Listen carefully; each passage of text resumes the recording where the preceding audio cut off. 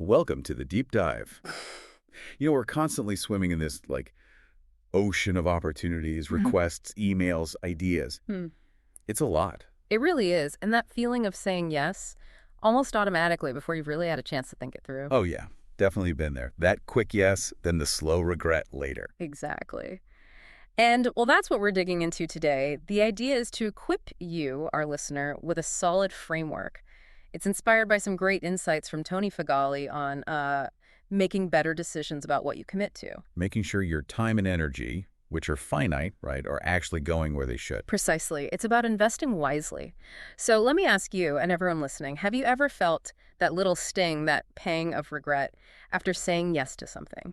I think everyone's nodding along right now. So, okay, let's get into this framework. Fagali's first question he suggests is asking is, what problem does this solve? Mm-hmm. And it sounds so basic, doesn't it? It does. But it's easy to forget when something shiny comes along. Mm-hmm. A new social platform, a cool tool, someone offers a can't-miss collaboration. Right. And Figali's point here is this actually solving a real problem, like a genuine pain point for your business or maybe for your customers or your audience? Or are you just acting out of something else? Like maybe you're a bit bored or you've got FOMO, fear of missing out. Exactly. Or maybe even fear itself, like if I don't jump on this, I'll be left behind. We see all these new offers, new marketing New angles. tools. Oh, the new tools. Don't get me started on the tools. We grab onto them, but are they solving a problem we actually have? Or are we just, looking for a quick fix or a distraction? It's a crucial filter. Okay, that's a really strong starting point. Filtering out distractions disguised as opportunities. What's the next question Figali suggests? The next one encourages a bit of time travel and asks, would future me still want this? Ooh, I like that. So stepping outside the immediate heat of the moment.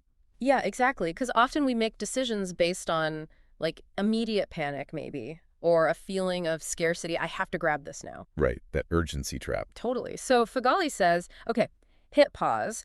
Try to picture yourself, say, 3 months from now, or maybe 6 months. You're probably going to be just as busy, maybe even busier. Hopefully busier in a good way. Right. So looking from that future perspective, will this, yes, you're considering right now, still feel like a smart move, a valuable commitment? Or will it feel like another weight? Another thing on the to-do list that's draining you? That's the core of it. Avoiding those decisions that give you a short-term buzz but lead to long-term headaches or just drag. Okay, avoiding future burdens. Makes sense. Now, this next one feels like it might require some real honesty. Fagali asks, does this serve my business or my ego? Yes. This one can be uncomfortable. I bet. Because let's be honest, it feels good to feel important, right? To be recognized.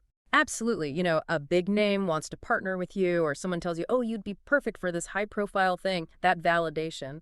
It's nice. It strokes the ego. It definitely does. Yeah. So how do you untangle that from a genuine business benefit? Well, Fagali offers a really interesting sort of litmus test. He says to ask yourself, would I still do this if no one saw me doing it?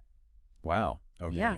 If you take away the audience, the potential applause, the recognition, would the task itself, the core activity, still fundamentally serve your actual business goals, your mission? That really cuts through the noise, doesn't it? It forces you to look at the intrinsic value separate from the external validation. It does. It's about making sure your motivation is aligned with where you genuinely want your business to go, not just, chasing the spotlight. Powerful filter. Oh, yeah. Okay, so we've looked at the problem it solves, future you, and the ego check. What's number 4? Number 4 is about looking at the costs of success. The question is, what will this cost me even if it works? Right. Because success isn't free. Even good things, growth, Yeah. they come with consequences, or at least implications. Exactly. It's not about being negative or pessimistic. It's about being realistic, being prepared.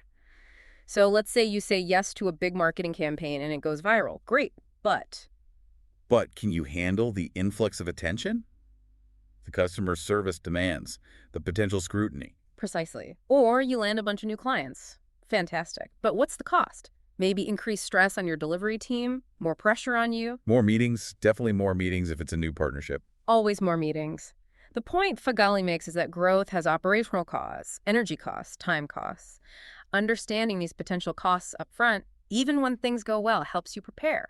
You can build in buffers, manage expectations, maybe even decide the cost is too high right now. It's about anticipating the ripple effects of a yes, looking beyond just the initial win. Okay, that makes a lot of sense. So what's the final question in this framework? This last one is, I think, maybe the most crucial. It ties everything together. It's, if I say yes to this, what am I saying no to? Ah, the opportunity cost, the unavoidable trade-off. Exactly. We only have so much time, so much energy, so much focus. Saying yes to one thing inherently means you are, by definition, saying no to something else. And that something else might be obvious, like another project, but it could also be less tangible, right? Absolutely. It could be saying no to energy for your core work, saying no to time for strategic thinking or reflection, saying no to your team's focus being diluted. Saying no to your own rest and recovery, which is essential.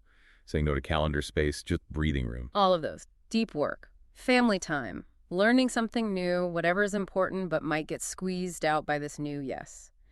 Feghali really wants us to consider, is this commitment preventing you from pursuing something potentially more aligned, more impactful, more important in the grand scheme of things? So when you put all 5 questions together, it really paints a picture of, well, intentional decision-making.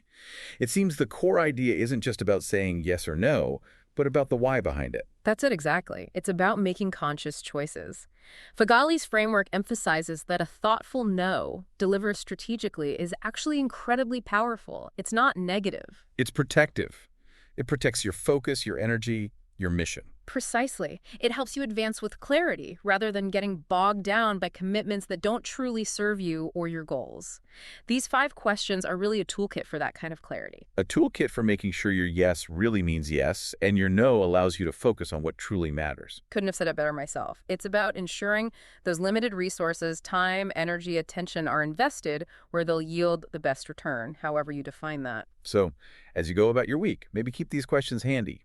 When that next shiny object or urgent request pops up, run it through this filter. It might just save you from a future headache. Definitely.